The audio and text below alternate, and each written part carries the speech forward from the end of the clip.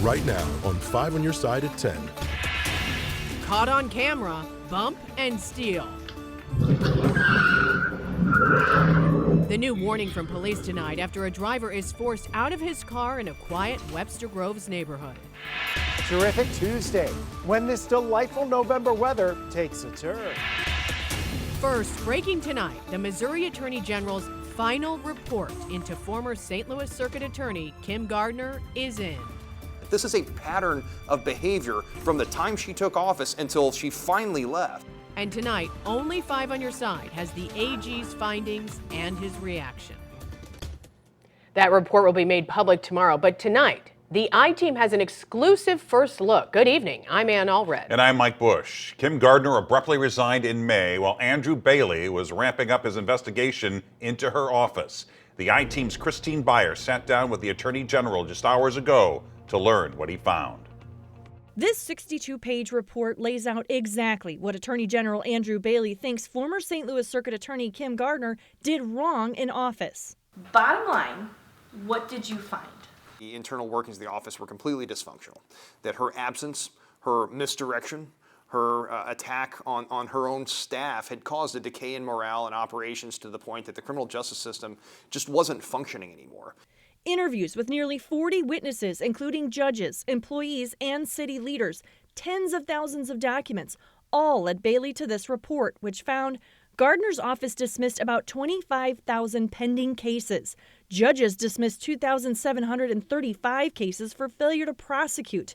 And her administration routinely violated the Crime Victims' Rights Act by making decisions on cases without notifying victims. She came to office with the stated intention of reducing incarceration. She did that by simply not doing her job. The investigation started when Janae Edmondson, then 17, was hit by a car leaving a volleyball tournament downtown in January. The I-Team was the first to discover that suspect in the crash should have gone to trial months before. But Gardner's office wasn't ready, so he was put on house arrest, something he violated multiple times with no repercussions. It never should have happened. Allies at one time, some who once supported Gardner, began to criticize her. Because she's lost the trust of the people. Though she still had vocal support. Circuit Attorney Kim Gardner has not, that's what I emphasize, has not lost the trust of the community. In April, Judge Michael Noble infamously declared, "The Circuit Attorney's office appears to be a rudderless ship of chaos." After she was a no-show for a contempt hearing after her office failed to prosecute a case. The judge wondered where she was. According to the report, Bailey's investigator followed Gardner here to the Family Care Health Centers, where she was working on clinicals as part of a master's degree in nursing from St. Louis University. And it wasn't the only time. There needs to be an action that can be taken when you've got public officials who are refusing to do their job because they're pursuing other endeavors on company time. Gardner resigned before the case could go to trial. The report reveals she emailed her resignation to the governor 2 hours before a judge was supposed to decide whether Bailey could depose her and subpoena her school records. Proof positive that there's a lot of smoke there for there not to be any fire. Bailey then dropped his lawsuit against her. Retired Judge Bill Corrigan was going to be Bailey's lead prosecutor had the case gone to trial. Do you think you would have met the extraordinarily high bar to remove her from office? I believe the evidence was so overwhelming, there is no doubt that we would have won this case. Bailey says Gardner's office never turned over any of the documents he was seeking. She litigated the case much like she ran her office, and that was an attempt to vex, harass, and delay the public from understanding what was going on. Bailey says he's still pursuing the documents even though Gardner is out of office. What can be done to hold her accountable? I think that that's going to be up to the judiciary to decide, whether her licensure is at risk. But I also think that when you have a prosecutor that conducts activities that are outside of the scope of their statutory authority, they run into a potential waiver of sovereign immunity. So there could be a civil suit if somebody can establish damages based on that. And certainly if she is stealing from the public coffers, that's something that attaches criminal liability as well. Bailey's office concluded the report with several recommendations for legislators, including extending the Victims' Rights Act to post-conviction proceedings and prohibiting elected officials from seeking office if they resign after an attorney general files a lawsuit to remove them from office. For the I-Team, Christine Byers, 5 on your side. The I-Team contacted Gardner for a response. We're still waiting to hear back. We've also requested copies of the evidence in Bailey's case. To see the full report from the Attorney General, you can go to KSDK.com. Just hours ago, St. Louis's new circuit attorney, Gabe Gore, told a concerned group of downtown residents prosecuting people who commit violent crimes is his top priority. Our Robert Townsend was at that town hall, joins us now live from outside the Carnahan Courthouse. Robert. And Gabe Gore tells me he's well aware of the violent crimes happening all across the city. He says he's committed to cracking down on those criminals.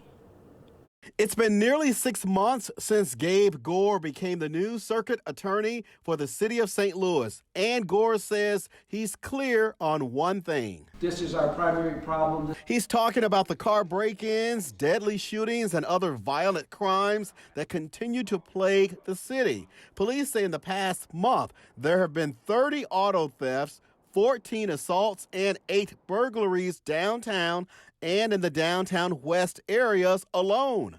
This is an epidemic. This is something that must be addressed, and it's where my relentless focus is. Gore told these downtown folks he and his team are going after the offenders. My focus from the beginning and my focus today remains on doing what we can to hold people accountable for the commission of violent crimes. Gore replaced an embattled Kim Gardner who faced much criticism, controversy, and saw many prosecutors leave the city attorney's office. Gore says he's currently working with 49 prosecutors, but still wants to hire more high-level, competent lawyers. He also promised to rebuild the office and relationships with city leaders and the city's police department. I thought having the circuit attorney present today was very symbolic and very good, and I'm quite pleased that he showed up. I was very, very impressed with his comments. They were music to my ears.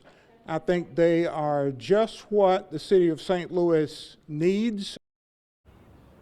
Now, Gore says another goal of his is to build trust with the community. We're live downtown. I'm Robert Townsend, 5 on your side. Tonight, the Major Case Squad is investigating the first homicide in Clayton in nearly 20 years. Police were called to the area of Wydown and Glen Ridge Drive just before 5:30 this morning for reports of gunfire. When officers arrived, they found a man shot. Investigators have not released any other details. If you have information, you are asked to call the Major Case Squad, and we have that information at KSDK.com. Tonight, Maryland Heights police are investigating after human remains were found near Creve Coeur Lake. The skeletal remains were found yesterday on the southwest side of the park near the Lake House Bar and Grill on Creve Coeur Mill Road. Back in July, a car belonging to a missing 67-year-old man was found at the park. Maryland Heights police have not said if there's a connection between the two cases. A push in St. Charles County opposing Latino immigrants coming to the region will have to wait. Just hours ago, the County Council tabled a resolution. 5 on your side's Laura Barczewski just stepped out of the meeting and joins us live in St. Charles. What's going on, Laura?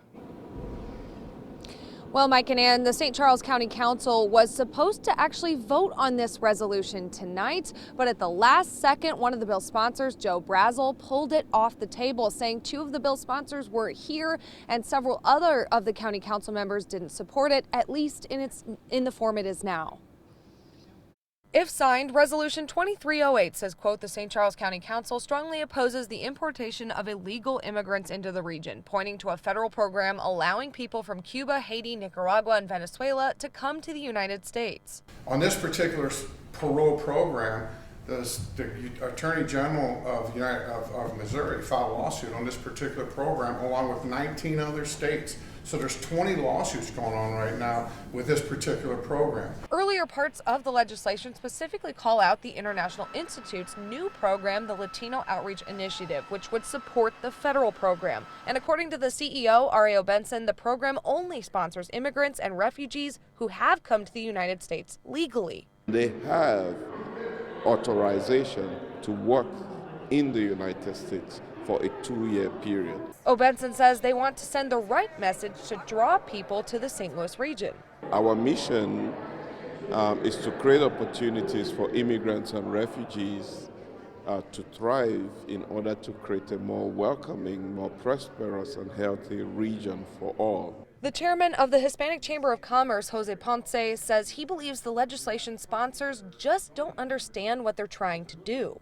If there's a law already that's passed and proven a program and has individuals that have the capabilities to come in and gain gainful employment or perhaps being a business owner in the future, this is a benefit for our community in general.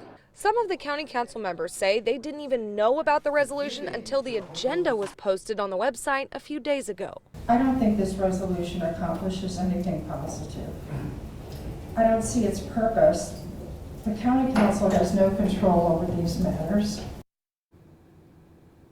County Councilman Brazel says he plans to re-propose this resolution when all members can be in attendance. Reporting live from St. Charles, Laura Barcheski, 5 on your side. She got 4 chairs to turn in the blind auditions and handedly won her battle round. Tonight, Ruby Lee continued to knock out the competition on NBC's The Voice.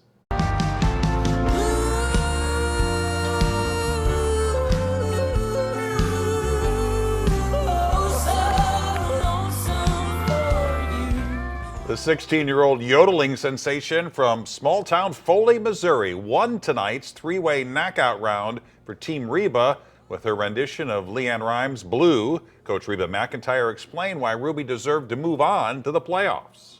Ruby reminds me of old country. We need that tone, that yodel, that country feel. You took all the notes that Winona and I gave you and you used them. It's such a great feeling. I'm so excited to go playoffs. I can't wait. While this episode aired tonight, Ruby was in the Lake of the Ozarks performing. She's headed to Texas tomorrow ahead of her performance with country star George Strait. You can continue to watch her journey Monday and Tuesday nights right here on 5 on Your Side. Pretty violent crime that happened right on our street. And it was all caught on a doorbell camera. Tonight, the warning on how car thieves are putting victims in harm's way in more ways than one. Leave It to Beaver, the good cause that brought a TV legend to town and sharing secrets from the set with our Frank Cusimano. It was just a fun time to be alive for me. The unsettled weather is missing our area once again. Why the next chance of widespread rain may impact your Thanksgiving travel plans.